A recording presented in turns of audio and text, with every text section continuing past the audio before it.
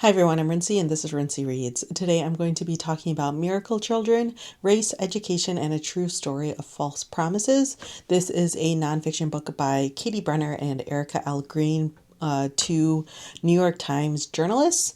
And this is a nonfiction book that was based on a feature that they originally wrote for the New York Times. So this was a piece of investigative journalism looking into this school called T.M. Landry College Prep, which was basically like a small private school in Louisiana. They went viral on like YouTube and stuff like that. I want to say it was around like 2008-ish for their videos of like these usually black kids getting into a bunch of Ivy League colleges. And so they started getting like a lot of attention. Some of the kids went on Ellen, their videos were shared by really major celebrities and stuff like that, talking about how amazing it was to see kids who may not have had the leg up get into these major Ivy League schools around the country, especially coming from one of the poorest counties in the country itself. However, once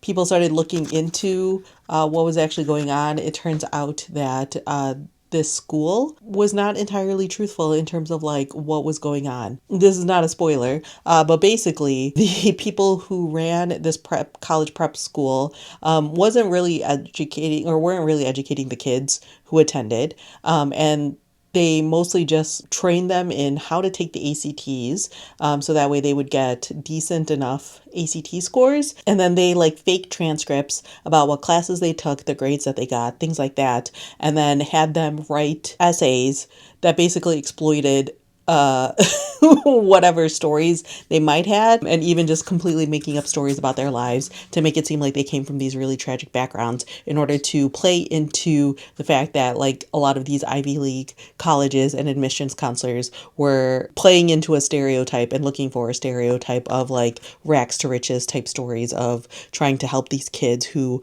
came from terrible places and then bringing them up into the Ivy League. So I picked this book up kind of on a whim. I had seen one person on Instagram post about this book and I was like, this seems up my alley because I enjoy a good investigative journalism piece. And I enjoyed my experience reading this book, even though it is like kind of infuriating at times, especially as someone who lives in the United States and has a child now. A lot of times with books that start as like features like in newspapers or magazines and then become books, a lot of times it feels like it shouldn't have been made into a book, like it should have stayed a feature story. And for me personally, I didn't feel that way with this book, which was very nice. I think it's partially because this book is on the shorter side, like it's maybe 250 pages in total, so it's not like overly bloated in my opinion. And I think that the book brings in some interesting context to talk about education in general in the United States and in Louisiana and in the specific county that this prep school happened to take place in, to talk about how like the system at large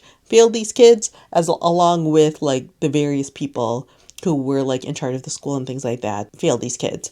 Part of this is about like the specific people who ran the school and how they were known in their community for being people who maybe exaggerated the truth a bit and things like that. So you can see kind of like the path of like where they started and how they got to the position that they're in now, and how once some of these kids started getting attention, they continue to build upon that and push that.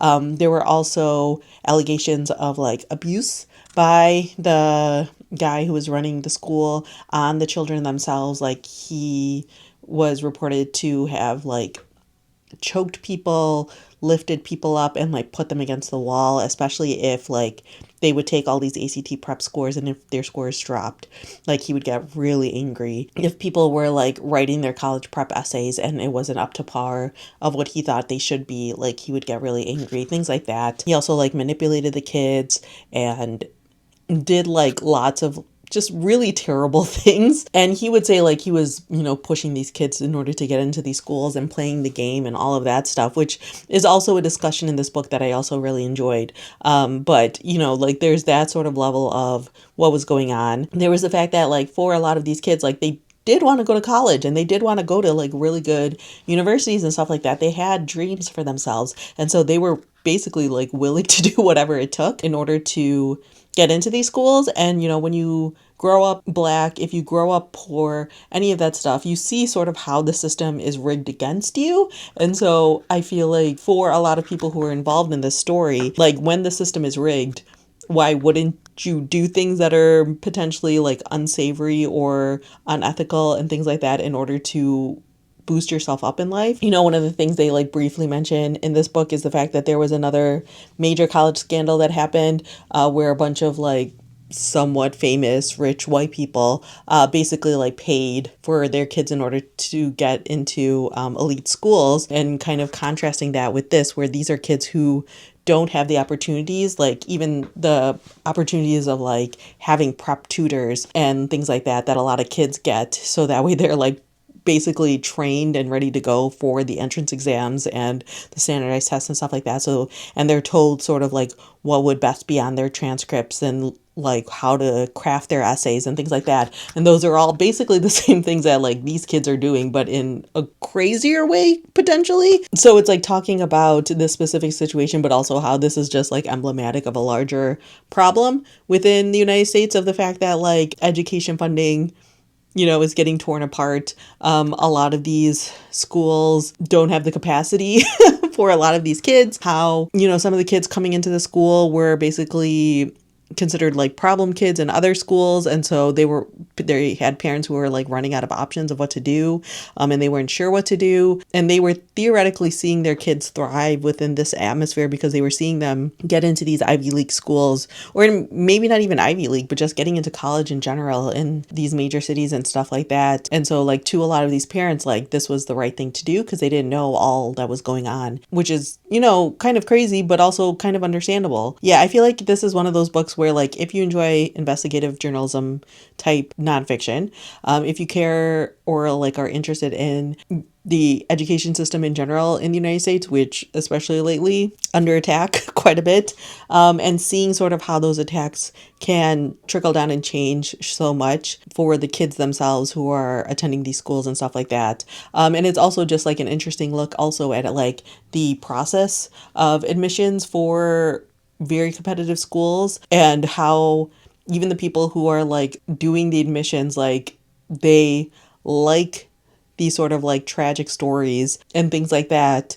And so what is that saying about them? Like that, the stories that they're willing to accept from kids who come from, you know, lower social classes and stuff like that, like the ones that they're drawn to are those tragic stories. You know, there's something to examine there as well. So yeah, I feel like this is a good book for people who enjoy those topics. Also, if you're someone who typically doesn't read a lot of nonfiction, I feel like this is a good one to pick up because it's shorter, it's very readable, and to me it was very engaging and stuff like that. There's a lot going on in this book, so it jumps around a little bit in terms of like talking about historical stuff, talking about all of the different kids and families who are involved, and all of these things. But personally, I thought it worked. And yeah, overall, I really enjoyed my experience with this book. I think I gave it a 4 out of 5. I think it's a pretty solid nonfiction book, and especially because I hadn't heard about the story before. I hadn't read the New York Times piece or anything like that. So I don't know, maybe if you already know the story, this won't add anything, but I think that if you aren't aware of the story, this is a really good book sort of highlighting what was going on there. I will say that it doesn't necessarily like come to,